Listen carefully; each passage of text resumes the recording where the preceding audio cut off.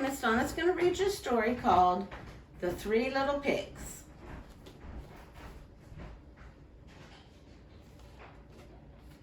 Seraphina Sow had 3 piglets to raise. Their names were Percy, Pete, and Prudence. Money was tight and times were tough until suddenly one night Seraphina had an amazing dream. "I want to bring waffles to the world," she cried. Seraphina bolted an old waffle iron onto a set of wheels and installed a system of tanks, pipes, and horses. Then she filled the machine with waffle batter, maple syrup, butter, and powdered sugar. Each morning at dawn, the family pushed Seraphina's invention into Hamlet, from hamlet to hamlet, delighting passerbys with their delicious waffles. Soon, Seraphina was able to enroll her piglets at Hog Hollow Academy. As the years passed, they did her proud in the classroom, on the basketball court, and in the school plays. When graduation day finally rolled around, Seraphina turned the waffle business over to her family. "I shall retire to the Gulf of Pasta," she announced. "If you ever need my help, you can call me there."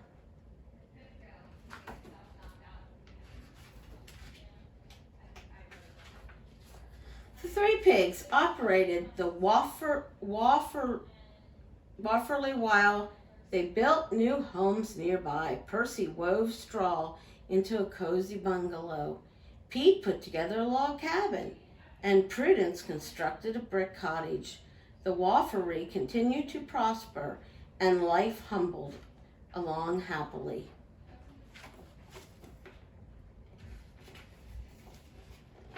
That is, life humbled along happily until a wolf named Temensto showed up. "Howdy ham, howdy bacon, howdy sausage," he growled. "Butter yourselves and pop on the grill. I'll eat you for breakfast." "We only serve waffles," said Pete nervously. "What flavor would you like?" "I hate waffles," snapped the wolf. "I want you."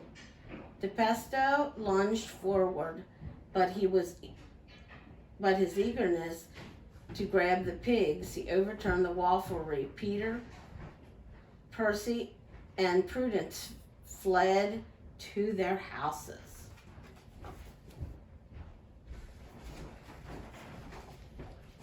A few moments later, Temensto was pounding on the door of Percy's bungalow. "Open up, pork chop," he demanded, "or I'll huff and I'll puff and I'll flatten this dump." Percy frantically scribbled a plea of help on a paper airplane and launched it in the direction of the sheriff's office.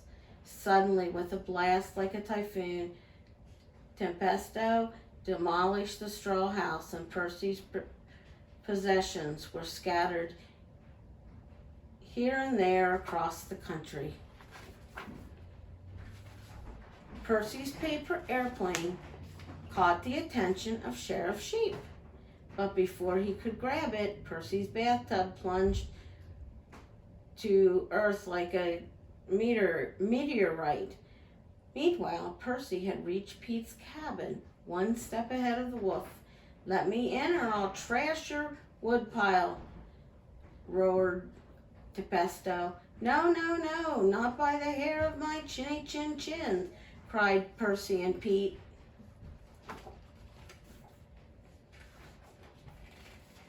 With the force of 17 chainsaws, the wolf reduced the cabin to sawdust. The 2 brothers were blown clear to the brick cottage, where Prudence whisked them safely inside.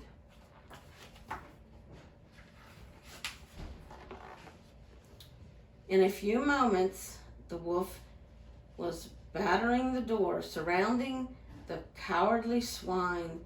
He bellowed, "Or I'll huff and I'll puff and I'll blast those pigsties into pebbles. Booms away, squealed the pigs. A barrage of watermelon, pumpkins, cantaloupes, grapes, and assorted pastries caught Pensko completely by surprise and knocked him flat. The wolf sprang to his feet, forming a fury. "This means war," he hollered. "Total war."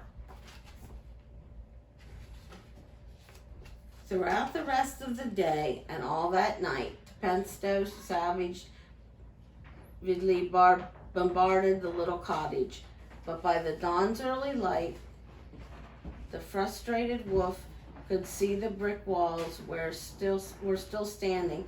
"It's time to change tactics," he growled. Pensto grabbed a garbage bag and began furiously puffing and huffing. The bag swelled like a hot air balloon and soared aloft. "Set the table, piggies," cried Pensto greedily. "Breakfast is served." Just then a taxicab pulled up to the cottage. The pigs were flabbergasted to see their mother in the back seat.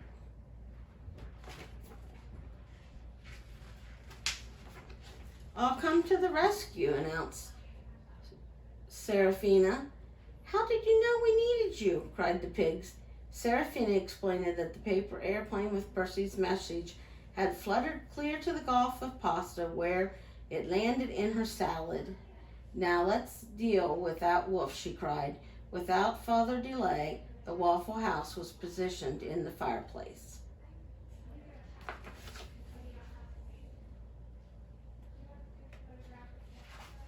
Meanwhile, the wolf launched himself down the chimney, screeching, "Here I come, piggies! You'll soon be sausage." "No, we won't, Wolfie," Serafina cried as the wolf slammed into the red-hot griddle. "You'll soon be woofle."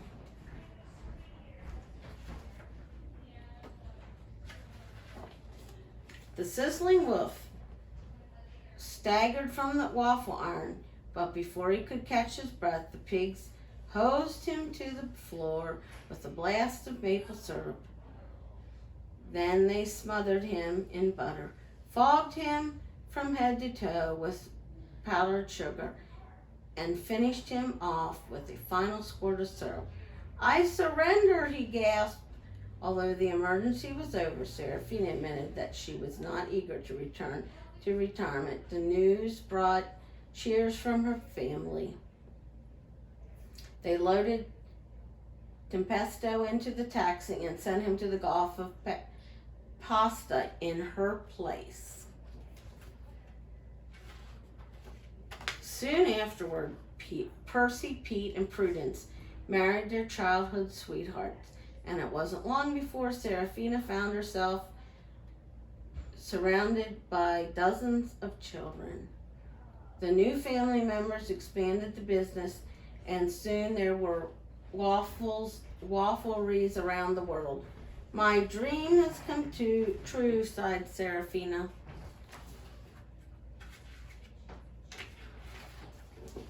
As for Tempesto, the waffle iron had steamed the meanness out of him. He gave up crime and spent the rest of his life as a mellow beach bum, lolling about on the Gulf of Pasta.